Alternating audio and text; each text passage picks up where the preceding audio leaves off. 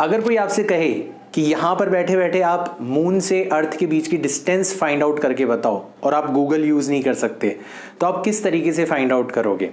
हम आज के वीडियो के अंदर एक बहुत ही आसान बट बहुत ही इंट्यूटिव मेथड के बारे में बात करने वाले हैं। उसका नाम है पैरेलैक्स मेथड।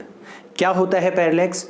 आपने खुद ने कभी ऑब्जर्व किया होगा कि आप किसी पॉइंट को, जैसे अपने सामने ये फिंगर रख लो और इस फिंगर को आप बारी बारी से पहले अपनी लेफ्ट आई से ऑब्जर्व करो और फिर अपनी राइट आई से ऑब्जर्व करो, तो आपको जो ये फिंगर है वो शिफ्ट होते हुए नजर आएगी।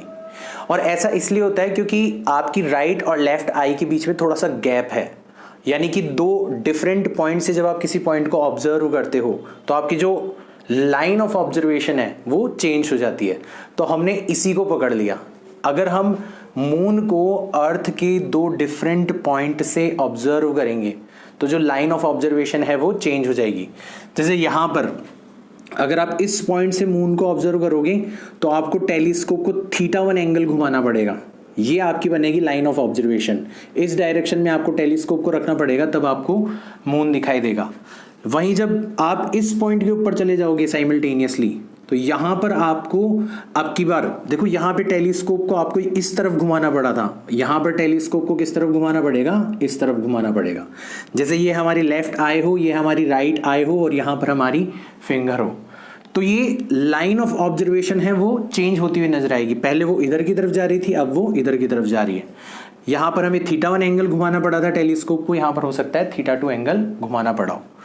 ये वाली लाइन और ये वाली लाइन पैरेलल है, तो ये एंगल θ1 है, तो ये वाला एंगल भी कितना हो जाएगा? θ1 हो जाएगा।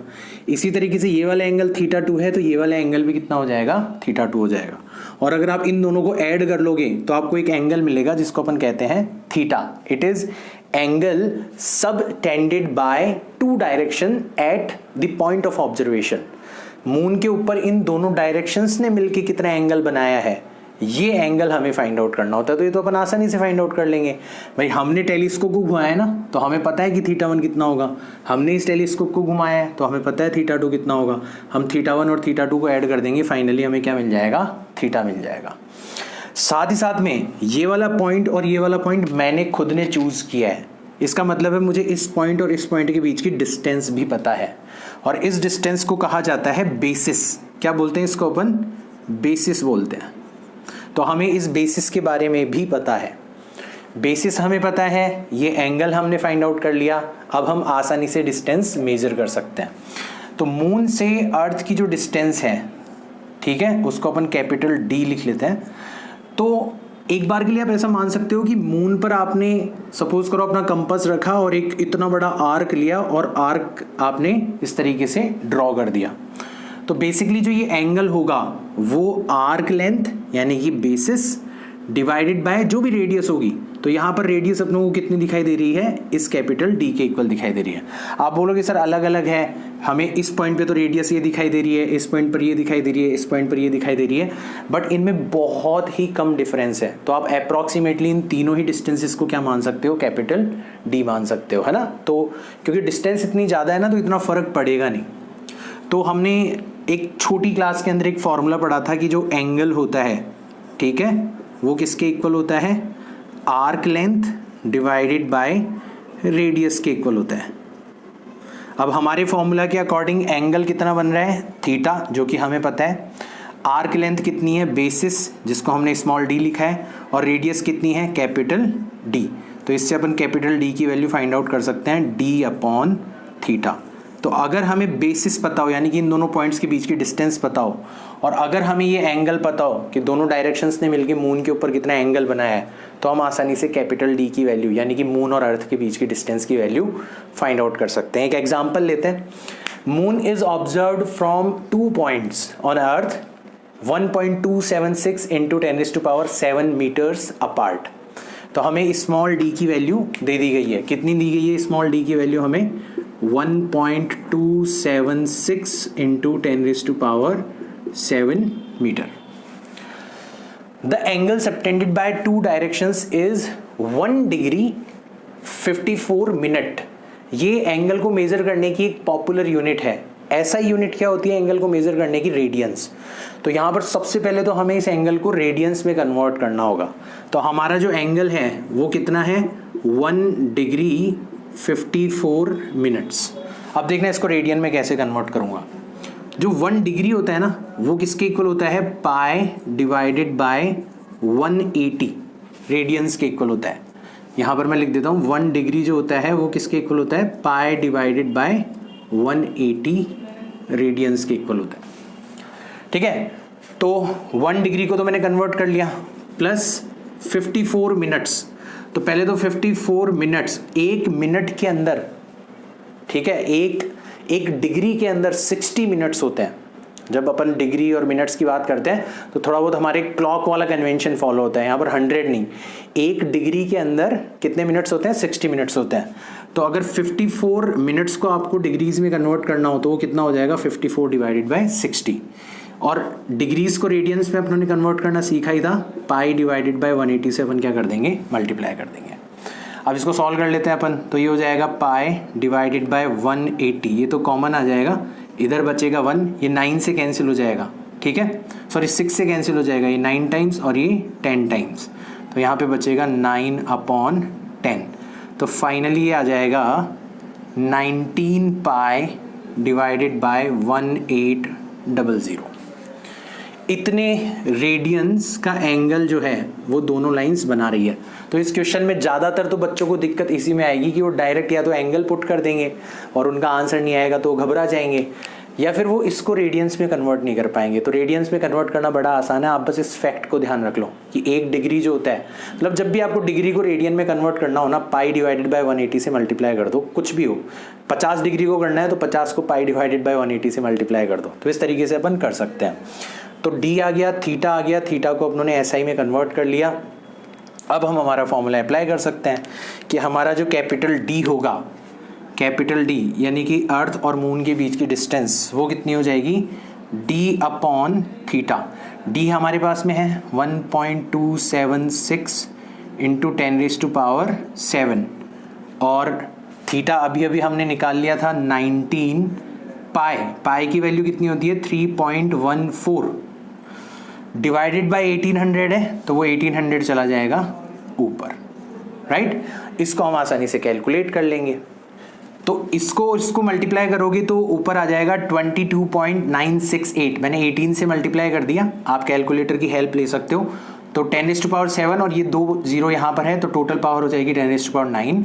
और 19 को जब आप 3.14 से मल्टीप्लाई करोगे तो नीचे आ जाएगा 59.66। जब इसको आप इससे डिवाइड करोगे तो ये आएगा 0.38498 इंटू 10⁻⁹। अब बेटर होगा कि हम हमारे आंसर को साइंटिफिक नोटेशन की फॉर्म में लिखें। साइंटिफिक नोटेशन में जो ये नंबर होता है ये 1 से बड़ा होना चाहिए। तो अभी तो ये 0.31 से छोटा है, तो हमें डेसिमल को खिसकाना पड़ेगा, ठीक है। तो हमें इसको 10 से मल्टीप्लाई करना पड़ेगा। अगर 10 से मल्टीप्लाई करेंगे तो 10 से डिवाइड भी करना पड़ेगा। तो 10 से मल्टीप्लाई करने पर ये तो बन जाएगा 3.84, ठीक है। डेसिमल के बाद में 2 ही पॉइंट तक मैं गया हूँ, ठीक है। हालांकि मैं यूज़ नहीं कर रहा सिग्निफिकेंट फिगर्स के रूल, बट फिर भी डेसिमल के बाद में 2 पॉइंट तक दे दो, आप 3 तक भी दे सकते हो। मल्टीप्लाइड बाय 10 से जो डिवाइड करोगे वो पावर 9 को क्या बना देगा, पावर 8 बना देगा। ये कैलकुलेशन आपको खुद से भी वेरीफाई करनी है, ठीक है ना। कैलकुलेशन इज नॉट इम्पॉर्टेंट, आप चाहो तो कैलकुलेटर का यूज कर सकते हो, कंसेप्ट इज वेरी इंपॉर्टेंट।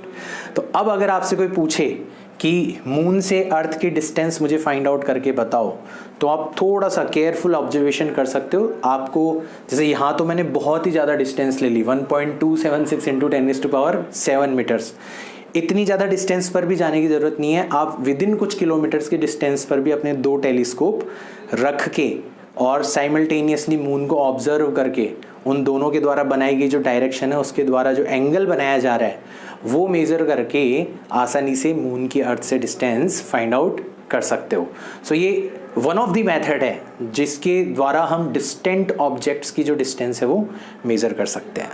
इसका एक और यूज़ है, अगर हमारे पास में किसी डिस्टेंट प्लैनेट या स्टार की डिस्टेंस आ जाए जो कि हमने पैरेलैक्स मेथड की मदद से फाइंड आउट कर ली, तो इसका यूज़ करके और एक बार वापस से पैरेलैक्स मेथड को यूज़ करके हम इवन उस स्टार की साइज़ यानी कि उसका डायमीटर भी मेज़र कर सकते हैं।